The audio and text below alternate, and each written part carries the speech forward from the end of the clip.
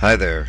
Forgive my cold. Phil Simborg here, returning from Ohio, where I had a pretty good tournament. Came in second in the doubles and won a blitz, and didn't do much in the main, but I had fun. This is a position that came up in my match with Mary Hickey. Very, very fine player. She is on roll. She is blue. I'm red. And what is the cube action here? Well, I'll get the part of it out of the way. I'll get Mary's part out of the way. She doubled, and I'm red, and I'm thinking about whether to take or not. So what would you do first of all, and then we'll talk about it.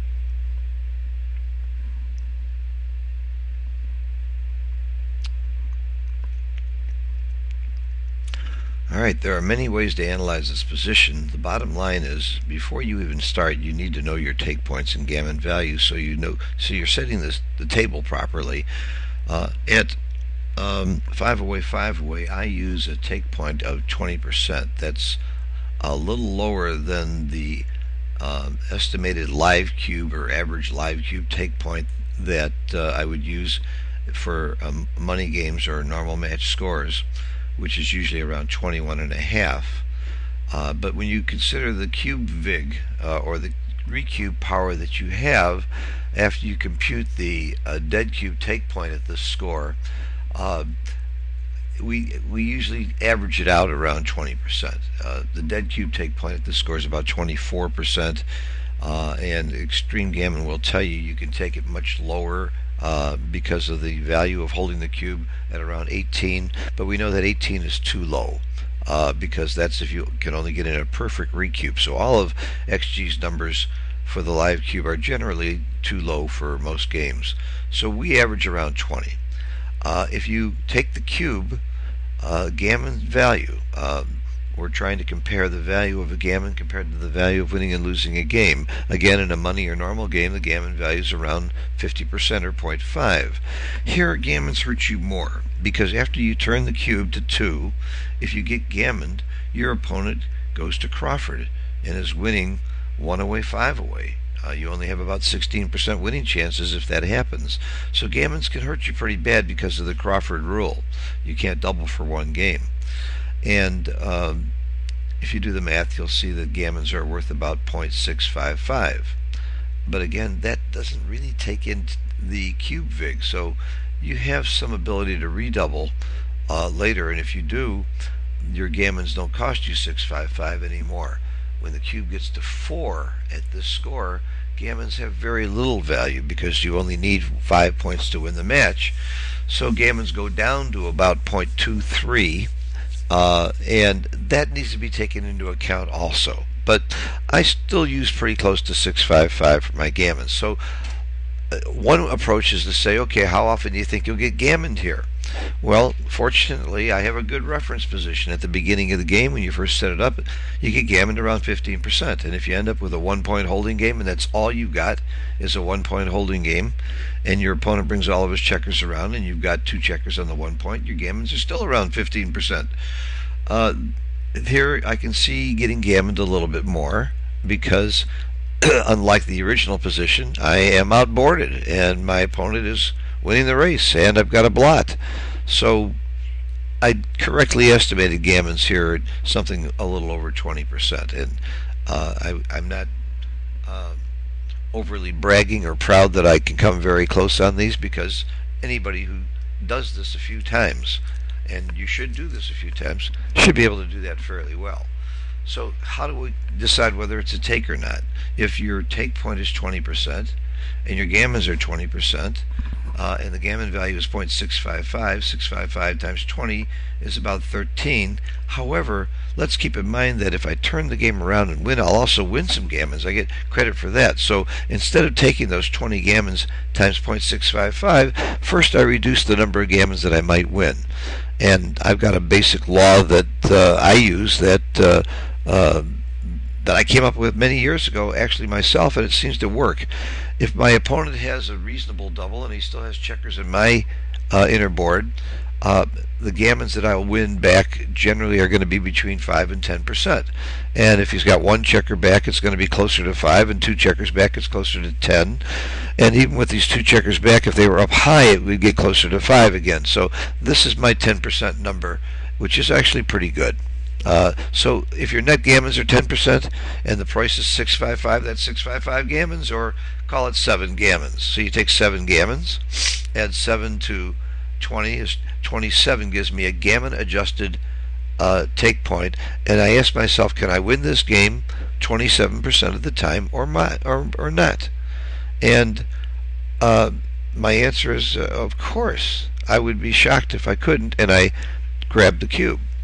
Other people looked at this cube and thought it might be a drop. It's scary at first. Maybe when you first looked at it, did you think this could be a drop? You don't seem to have much of a game, and your opponent has made these 2 interboard points and is starting to move on you. There are many other approaches to doing this. Many players do not do the numbers the way I just did, and I don't always do it that way myself. Depends on how familiar I am with the position and the score. But David Rockwell sort of he does all that and all the computations and all the math. He's a great player, and he's been very helpful in my game. But David looks at positions like this and he says he's got kind of a shortcut, and he certainly does more the analytical work. But what has his opponent accomplished compared to the opening position? He's accomplished 2 things. He's made his 5-point and his 4-point. Well, some people might say he's accomplished a 3rd thing by this point, but David said that's a trade-off because he gave up the 8-point. So he's really accomplished 2 things, and Red has not accomplished anything. And usually if you've accomplished 2 things, you have a double. And if he's accomplished 3 things more than the opponent, it's a pass. And that's one of David's keys to early game play. It's something that he said that of course you have to be more accurate than that, but that's a good gauge to start with. So this appears to be a double and a take, and then he gets into it deeper. Other people just do this by feel, and I think if you're falafel and you have an incredible talent and you've been playing enough years and you have an incredible memory and you can remember enough of these positions and you put in thousands and thousands of them into XG, and of course before that Falafel was doing it into Snowy and Jellyfish and GNU, and it's not an accident that he's one of the best players in the world.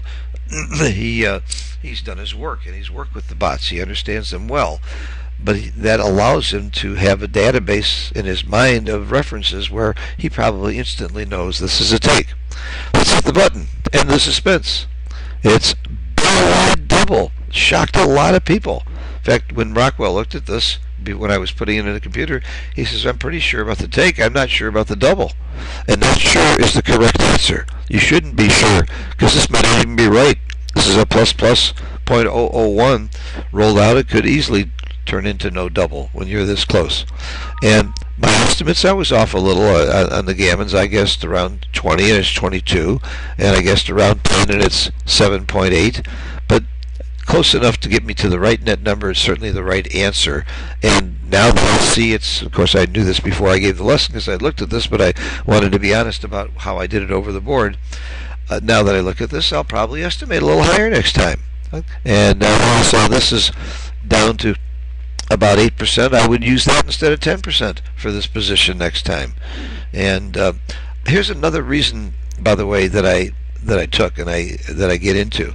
What's going to happen on the next roll? Just the next roll. What's blue going to do to me? Well, he hits this checker with a 6-3 and a 5-4. He makes the bar with a 6-3. That's duplicated. That's one of the major things I fear is making the bar next roll or getting hit. And that's really duplicated. Double 3 hits this checker. Double 3 makes the bar or this point. So there's a lot of duplication. This checker is not as scary to me as it would be if it were here or even here, because it's duplicating some of the best rolls that blue has on this side of the board. That was another reason that excited me into taking. Now, was it a good double by Mary? Yeah. One of the things that makes it a good double is not get a pass here. Don't tell me that nobody passes this cube. I was a little unhappy when I saw this cube. I pretty much thought it was a take. And before I did the analytical work, my gut reaction was take, but I like to use a higher part of my body than my gut to make my decisions, so that's why I went through the work. So gives you a little insight into what I did take, and I ended up showing up rolling something very good. I got very, very lucky. Ended up with a massive 1-2 back game, and got my shot. Let's see, I think I have it in the second cube file. Open, fill, cube 2. Yeah, this is that same game later on. And I was red and got lucky, and I redoubled, and she correctly passed. And it was a very small, very close pass, because I'm shooting at a second checker. But I ended up with a 1-2 back game, timed it perfectly. She couldn't do much about it. The dice dictated pretty much what she did. She was forced to hit me, and she couldn't make the ace point before I, or make the deuce point before I anchored there as well. And I did go on to get lucky and win the match. But her cube action both times was perfect. Her checker play, of course, is always great. So I just got to have some good dice, and I can beat her. That's what it takes. And of course, it takes not making huge blunders like dropping a cube you should take. Thanks for watching. Bye.